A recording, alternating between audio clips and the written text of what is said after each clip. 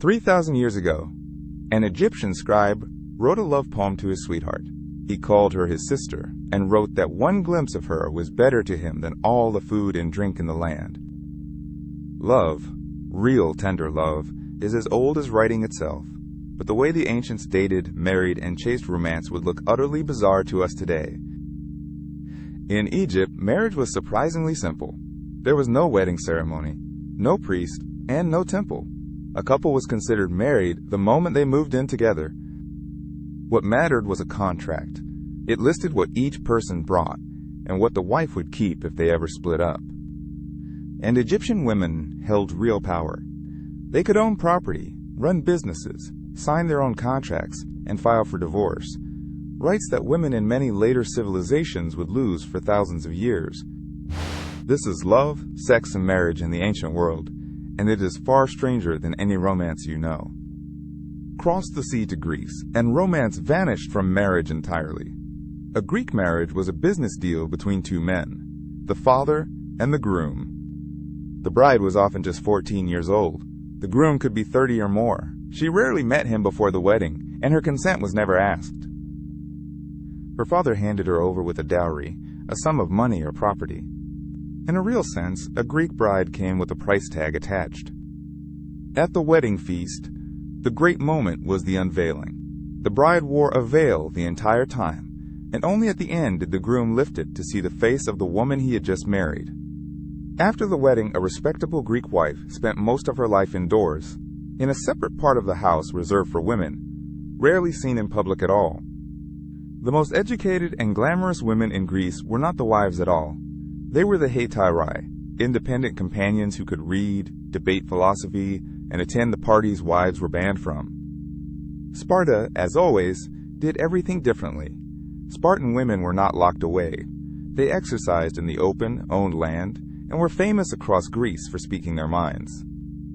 But a Spartan wedding was strange. On her wedding night, the bride's head was shaved, and she was dressed in a man's cloak and sandals, and left alone in a dark room to wait.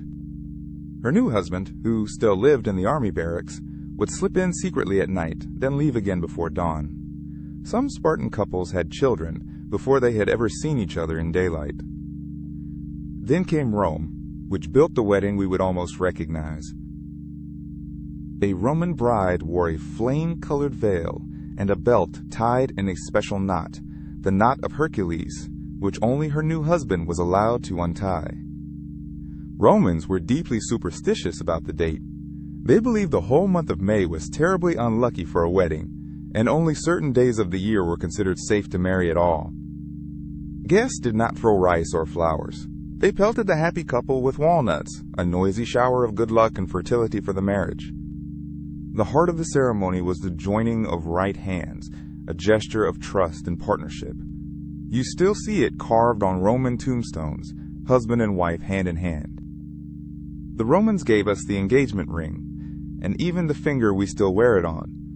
They believed a delicate nerve, the vein of love, ran straight from that fourth finger to the heart.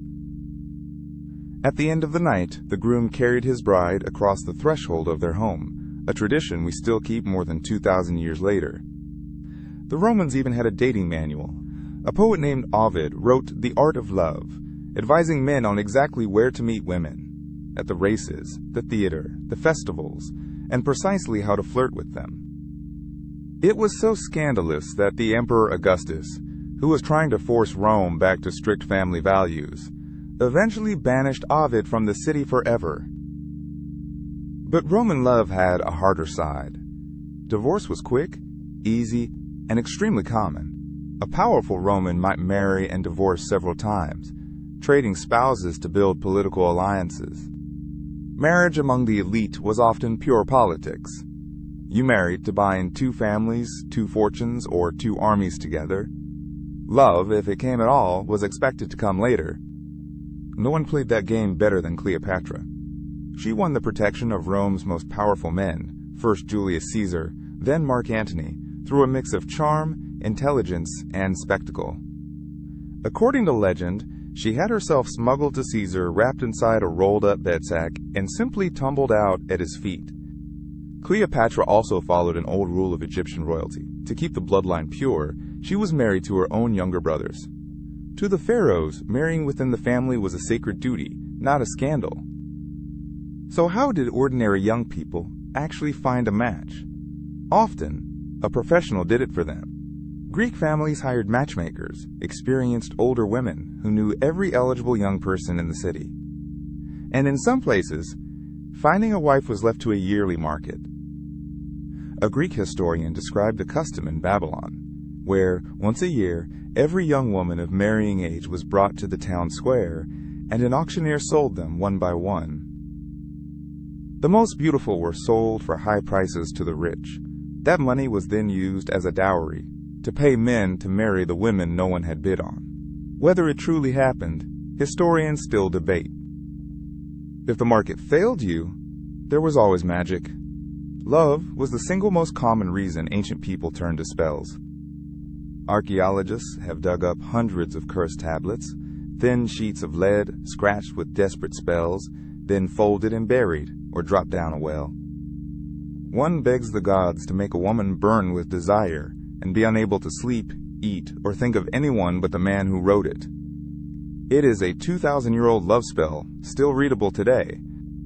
Others bought potions and charms or prayed at the temples of the goddess of love herself, Aphrodite to the Greeks, Venus to the Romans. Her son was the winged boy Eros, or Cupid, who fired arrows that made gods and mortals fall helplessly in love. To be struck by Cupid's arrow was to lose all reason. Rome even had a wild festival of fertility every February, called Lupercalia.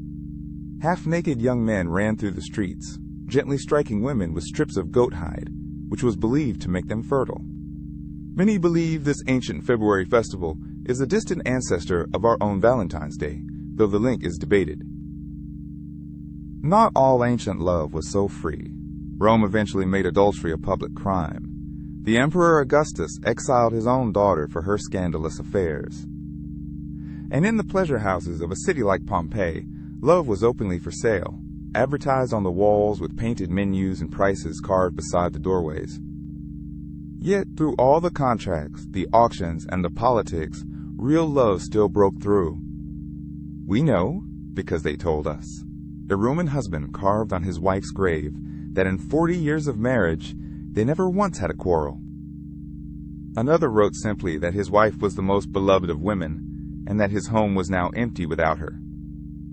And an Egyptian widower, still grieving years after his wife had died, wrote her a letter, begging her spirit to stop haunting him because he had been faithful and loved her so.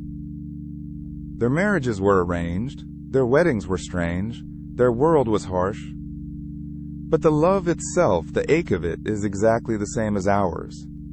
Across 4,000 years, the human heart has not changed at all.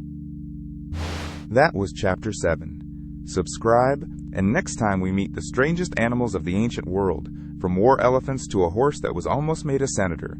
I will see you there.